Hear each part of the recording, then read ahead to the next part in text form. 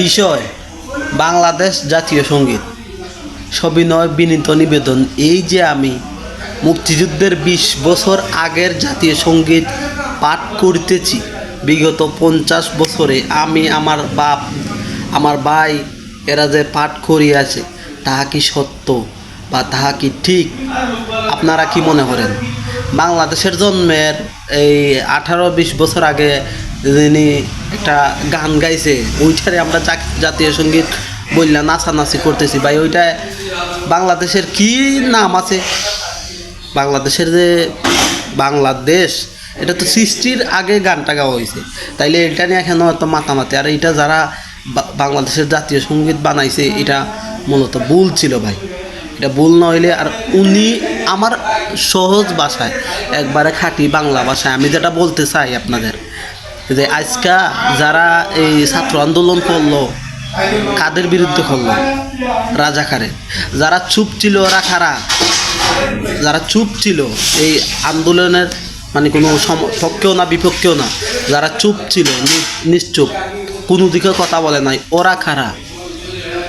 ওরা মূলত তৃতীয় লিঙ্গ, ওরা তৃতীয় লিঙ্গ, মানে ওরাই আওয়ামী লীগ ছিল, মানে ওরাই আওয়ামী লীগ ছিল।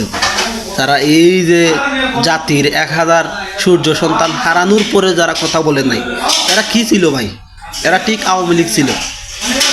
তখনকার সময়ে যখন এই ব্রিটিশ বিরোধী আন্দোলনের সময়, তখন যে রবীন্দ্রনাথ যে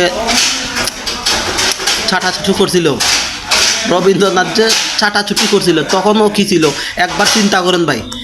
নজরুল তো জেলে ছিল, উনি জেলে ছিল, উনি কি করবো? সাধারণ মানুষ তো জেলে ঢুকে নাকি? এই যে এই আপনার ইয়াতে ছিল আয়নাগরে, এগুলো সাধারণ মানুষ ছিল, এগুলো একবারে সাধারণ মানুষ ছিল। এগুলো ছাত্র আন্দোলনে যারা মারা গেছে, এগুলো একবারে সাধারণ ছিল। হ্যাঁ, যারা ছাত্র আন্দোলনে মারা গেছে এরা একবারে সাধারণ ছিল। আর যারা ইয়াতে ছিল, মানে এই জেলে গিয়া বড় বড় পর্যায়ে ইন্টারন্যাশনাল মামলা খায়, যারা দেশদ্রোহিতার সামিল বলে মামলা খাইতো আওয়ামী লীগের সময়, ওরা কিন্তু ভাই একবারে সাধারণ। আর এই নজরুলও সাধারণ ছিল, একবারে সাধারণ ছিল। নজরুল একবারে সাধারণ ছিল বলেই তো এই ব্রিটিশ বিরোধী আন্দোলনে নজরুলরে জেলে ঢুকাইছিল, আর রবীন্দ্রনাথরে বাইরে বার কইরা একবার বিশ্বকবি বানায় দিছে।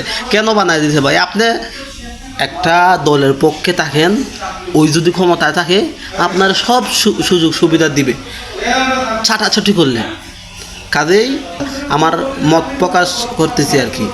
আমার মনে হয় রবীন্দ্রনাথ একজন চাটুকার ছিল। চাটুকার থাকার কারণেই কিন্তু ওনারে এই বিশ্বকবি বানানো হয়েছে। ওনার লেখাগুলা এত ব্রিটিশরা আকৃষ্ট করছে মানুষের মধ্যে, বিশ্বকবি বানায় দিছে। আপনারা কি বলেন? যারা চাটাছুটি করে এরাই মূলত এরকম পদ পায়, আর যারা সৎ কথা বলবো ওরা কখনো এগুলো পাইব না। এরা নজরুলের মতো বিদ্রোহী কবি আমি তো বাংলাদেশে নাই। ভারতের মধ্যে কয়জন আছে? কাজেই ভাই, যারা এখন এগুলা বলতেছে যে এই